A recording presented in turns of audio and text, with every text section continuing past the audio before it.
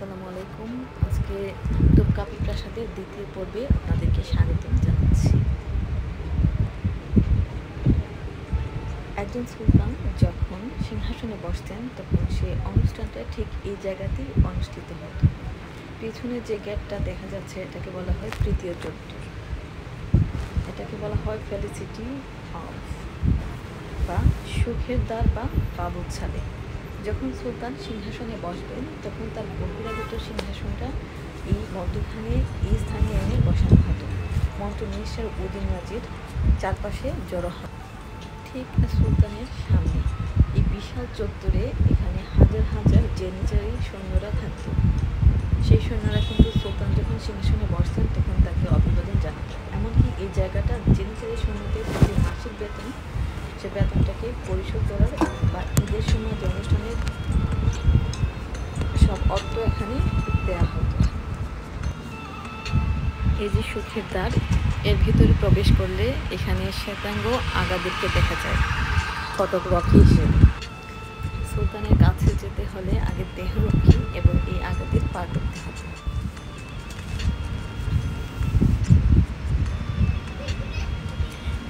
যে দরজাটা পার করছি তার ঠিক সামনে যে দরজাটা দেখতে পাচ্ছেন এটা হচ্ছে সুলতানের অডিয়েন্স চেম্বার।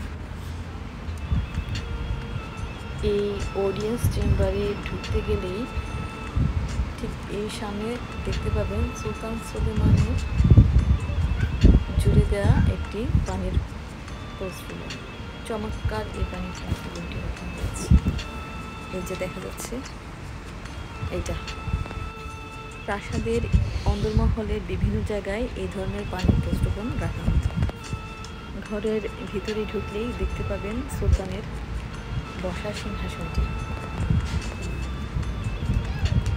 তার ঠিক পাশেই দেখতে পাবেন একটি রাজকীয় ফায়ারপ্লেস। মূলত এই ঘরটি আরেকটু বড়, তবে তাকে দুই খণ্ডে ভেঙে এক খণ্ডের তালা দিয়ে বাকিটুকুতে প্রদর্শনীর কাজ চালানো হয়েছে। আসলে সেই যুগে যেভাবে বিদেশি রাজপরিবারদেরকে এখানে বরণ করা হতো এবং আজকের যুগে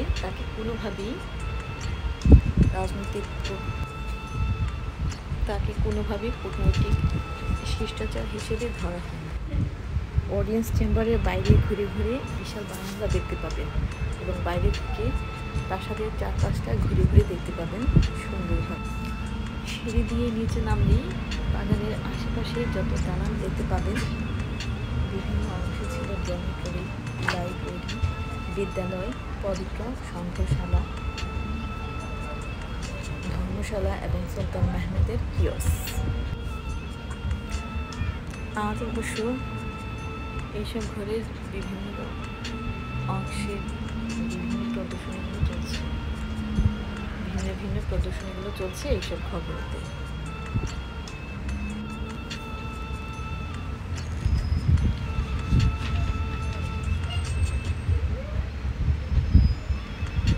ভিন্ন ভিন্ন প্রদর্শনী চলছে এইসব ঘরগুলিতে। তার মধ্যে একটিতে এখন আমরা প্রবেশ করছি।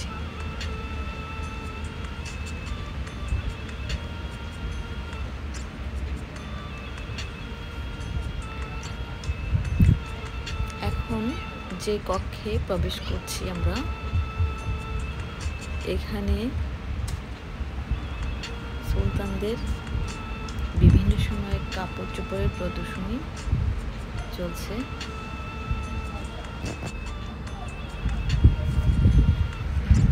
বিভিন্ন শতকে বিভিন্ন সুলতানের কিছু কাপড় এখানে ডিসপ্লে করা আছে।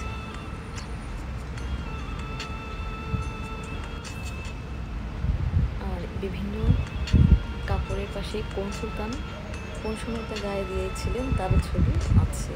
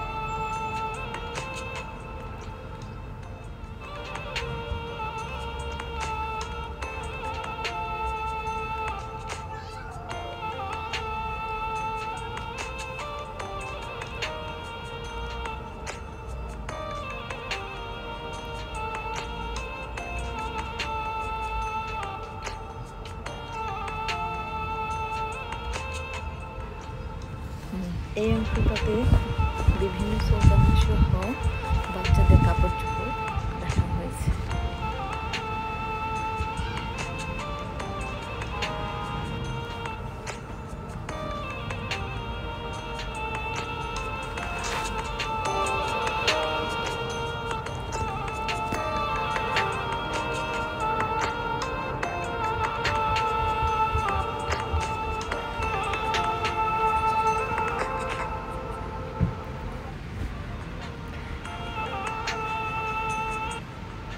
আমরা এখন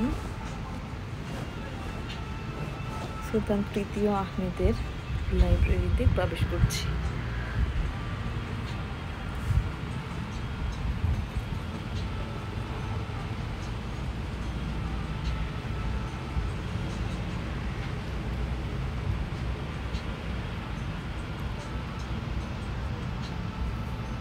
সুলতান তৃতীয় আহমেদের লাইব্রেরি এখানে চমৎকারভাবে সাজিয়ে রাখা হয়েছে বিভিন্ন ধরনের বই পুস্তকে।